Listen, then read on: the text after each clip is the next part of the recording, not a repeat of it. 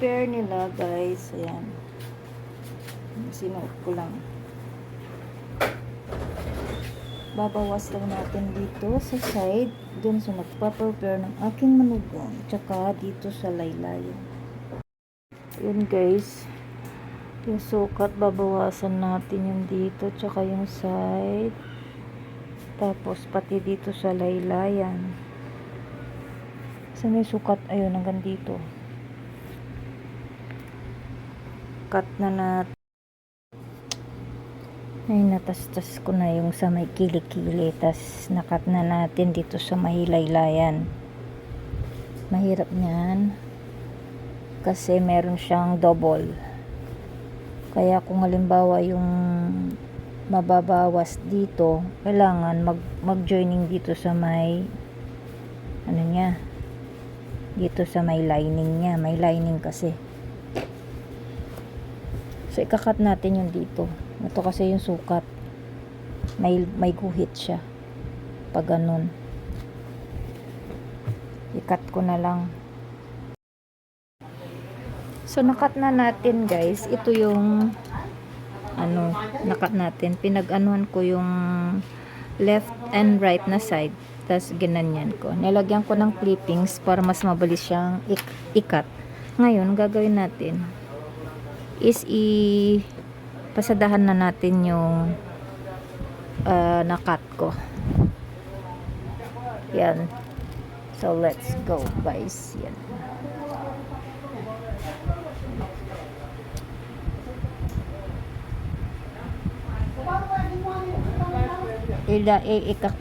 I-ano ko muna siya sa single machine.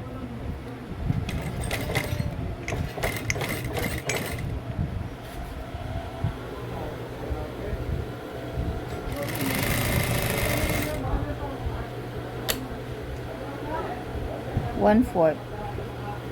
Service na 1/4.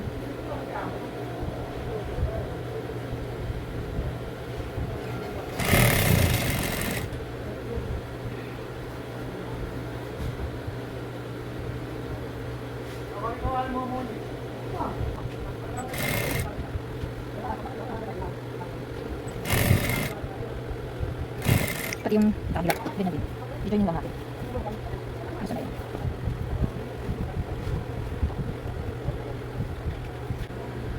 Ayan. Pahirapan tong repair ko na to ah.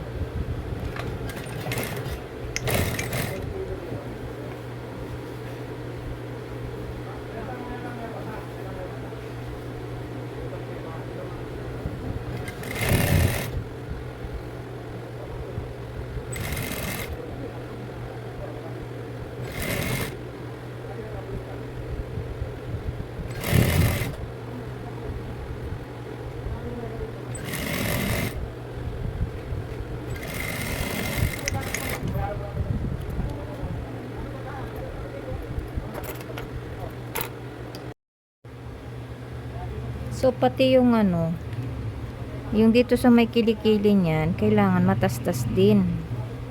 Kaya kailangan tastasin din natin itong pinagdugtungan dito para magkasya lang yung armhole niya. Kasi sobra na yung armhole dahil nga nabawasan na natin yan. Ganyan yung sukat oh. So, kailangan na nating tastasin yung dito sa side na to. Dito tayo magbabawas sa may joining. Tatastasin ito para lang magpantay yun dito sa may armhole niya. This is the armhole. Yung sa may kilikili. Armhole. Para magkatugma yung kinat natin sa may side.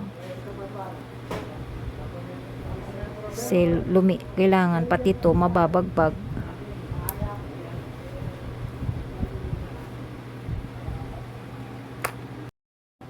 So, natastas ko na yun dito. Gagawin natin is susukatan natin dito niya. Yung pagjo-joiningan niya. Ayan. Kasi lagyan natin siya ng ganyan. Tapos kukuha tayo siya ng allowance. So, natastas na natin to. Ang gawin natin is i-service ko muna siya. Pasadahan natin.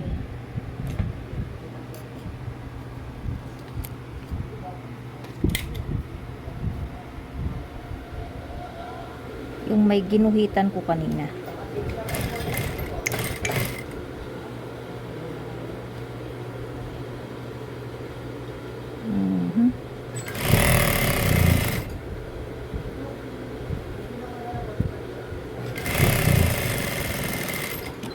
Ganon din yung gagawin natin dun sa kabilang side. Ganyan siya.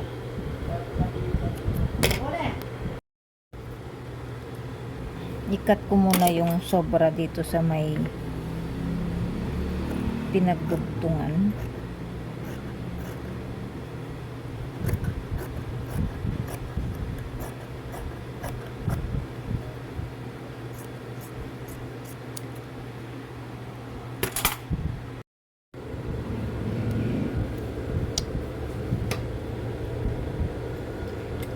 I-joining na natin yung armhole tsaka yung sa may sleeve.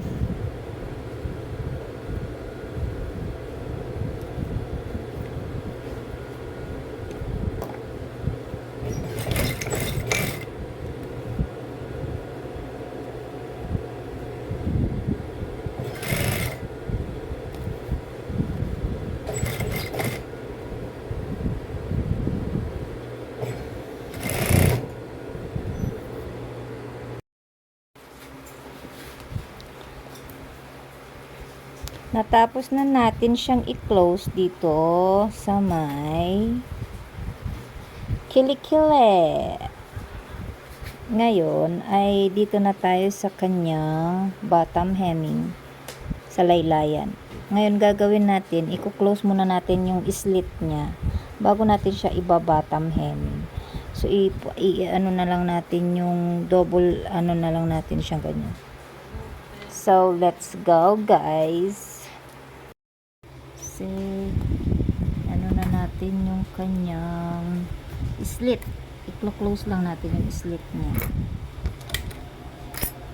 Simpleng bottom hemming na lang. I-fold na lang natin siyang ganyan.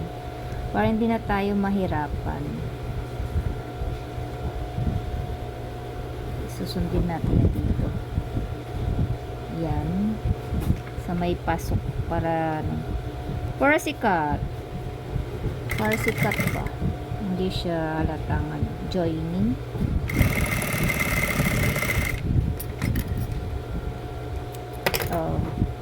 So na-close dyan. Okay na. O, diba? Sarado na yung kanyang sa may side. Sinundan lang natin. So ngayon iba-bottom hemming na natin siya ng 1/4. Hindi ko nagagayain yung dating pagka-bottom hemming niya. Basta may fold lang natin siya guys. Okay na.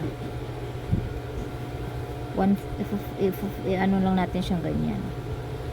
Then, body hemming. Hindi na ako gumamit ng yung bang hindi na ako gumamit ng pressure foot na pinanghehemming. Manual ko na lang ng regular pressure foot. Regular pressure foot na lang natin guys. Yan, ganyan lang. Dahan-dahan lang natin siya. 1/16. Para lang tayo nag-top 1/16. Dito pala is medyo mahaba. So magpo-fold tayo ng kaunti.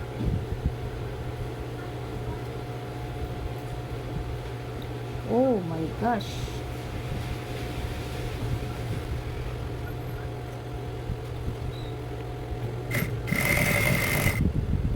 Po-fold natin ng konti kasi dito tayo nagbabawas. Nasa loob naman so hindi na siya kita. Lagyan na lang natin siya ng pleats. Mga pleats. Para lang maitago yung baga sa bilbil ba. Itago yung bilbil ng damit. Bilbil, gabilbel. Shout out nga pala kay NC, Jing NC Journey sa aking super chatter dyan. Sana makapasyal kang muli sa aking live. Ang aking super chatter na si Jing NC Journey sa lahat ng gustong pumunta ng New Zealand, guys. Mayroon akong link doon sa may sa may community. Tignan nyo yung link niya doon. Jing NC Journey sa lahat ng gustong pumunta sa New Zealand. Yes.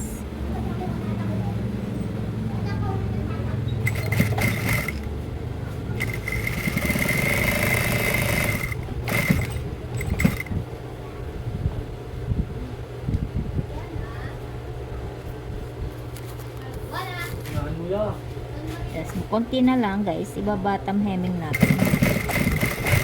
Ayan. Konting-konti na lang siya. Patapos na. Ipino-fold ko lang ng konti-konti. Kumbaga para siyang may pleats. Ayan siyang pa-fold-fold. Ayan.